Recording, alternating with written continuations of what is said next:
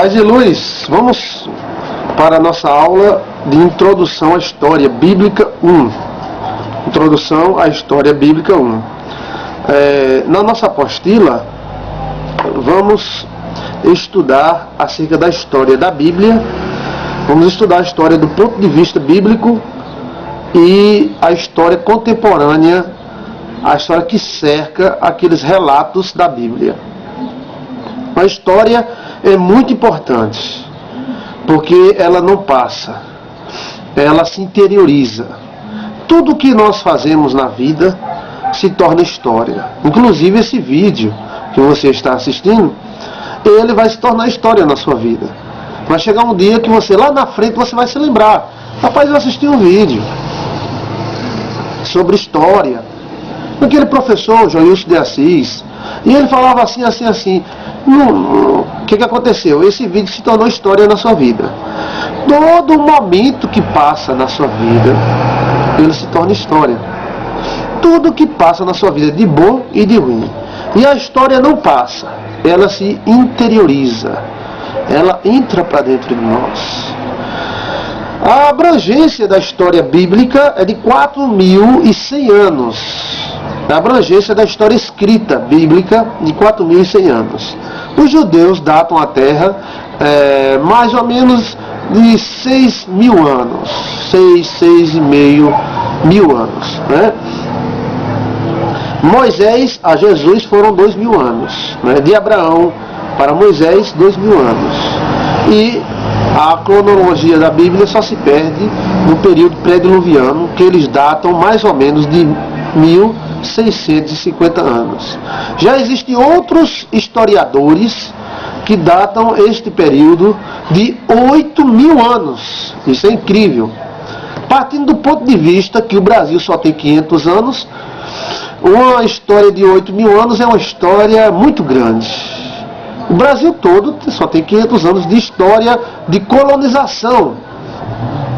E veja quantos brancos e quantos portugueses se reproduziram aqui no Brasil, quanto de nós viemos a existir, outros já foram durante 500 anos. Imagina uma história de 8.000 anos, né? Imagina só. O Novo Testamento tem um período de 100 anos. 100 anos. O Novo Testamento, o período dele é de 100 anos.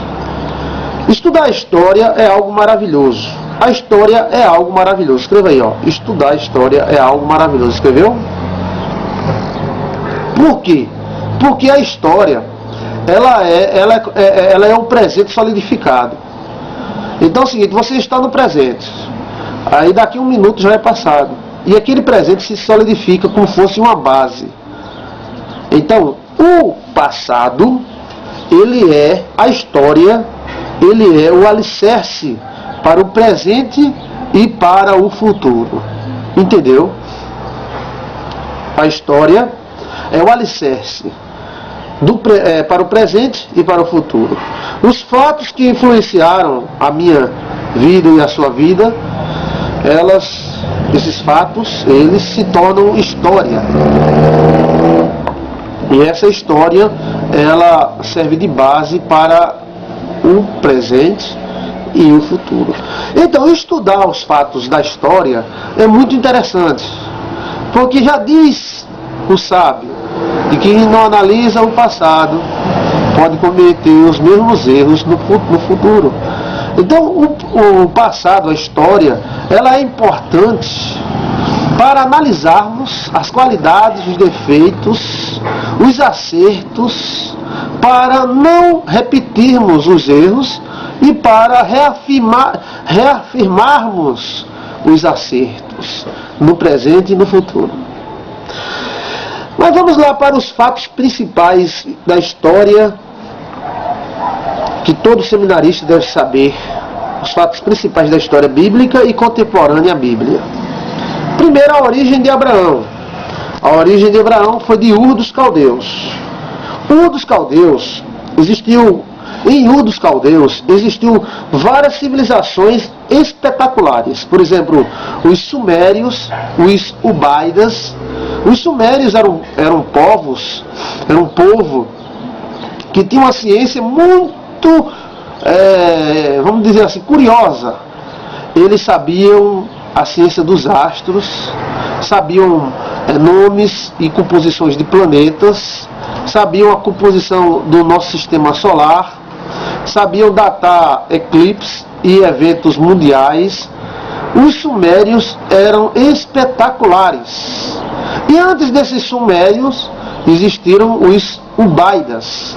Esse nome dado a uma civilização pré-sumeriana mostra que uma civilização pré-sumeriana que também era super, ultra, mega inteligente e tinham ciências que nós não sabemos da onde vieram estas ciências tão aprofundadas e aperfeiçoadas que hoje um cidadão com internet, com computador, com tudo, às vezes não tem o conhecimento que aquele povo tinha sem ter nada disto.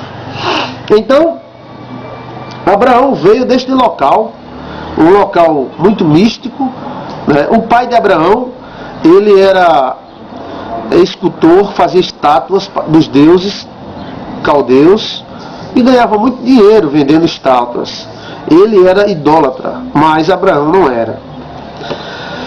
A profissão de Abraão, segundo Joséfo, o historiador judaico, era astrônomo. E isso justificaria o rei do Egito, Faraó, receber Abraão no seu palácio. Porque o Faraó, todo-poderoso do mundo da época, receberia Abraão em seu palácio. Não foi só pela questão da mulher dele ser bonita, mas foi porque Abraão era um astrônomo. E os astrônomos na época eram de grande valia e as pessoas davam muita importância àqueles que sabiam a ciência das estrelas. Então, segundo o Joséfo, historiador judaico, Abraão tinha essa profissão. Ou você acha que Abraão chegou lá no Egito marchando, dizendo assim, diz o Senhor Jeová e tal, eu sou do círculo de oração lá de Ur dos Caldeus? Não. Abraão era um cientista, um cara que sabia a ciência das estrelas, um astrônomo, não é astrólogo não, um astrônomo, que era uma profissão muito valorizada na época, segundo historiadores e a nossa apostila. Sara era muito bela. Esta beleza, ela não era apenas de face, de cara, uma beleza de face, mas era uma beleza também racial. Inclusive Abraão chamava Sara de princesa, porque tudo indica, segundo alguns historiadores, que Sara era realmente uma princesa sumeriana, uma princesa de raças importantes daquela época. E quando o Faraó viu isso, disse, olha, é uma excelente mulher para reproduzir e para ter um filho de uma mulher inteligente, de uma raça inteligente dessa. Então, não era somente porque ela tinha uma carinha bonitinha, um nariz bonito, não. Era porque ela representava uma raça, uma espécie, né, uma família boa para reproduzir, porque era inteligente. E, como Abraão mesmo chamava de princesa. As datações bíblicas são muito frágeis, elas são muito rarefeitas, de sorte é que elas não são confiáveis 100%. As datações bíblicas, elas se perdem, e as datações no livro de Gênesis é muito fraca, né? Talvez os filhos de Abraão eram chamados de hebreus por causa de um tataravô dele chamado Eber. Então, os hebreus vêm de um tataravô de Abraão chamado Eber. Aí daí se deu o nome Hebreus. Abraão teve um filho com a escrava Agar. Essa escrava era egípcia e nasceu Ismael.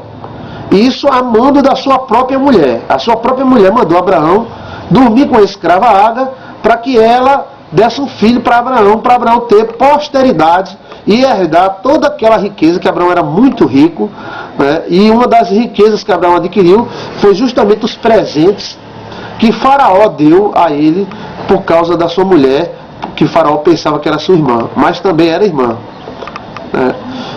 E ele teve um filho com Agar, que era egípcia, e nasceu Ismael.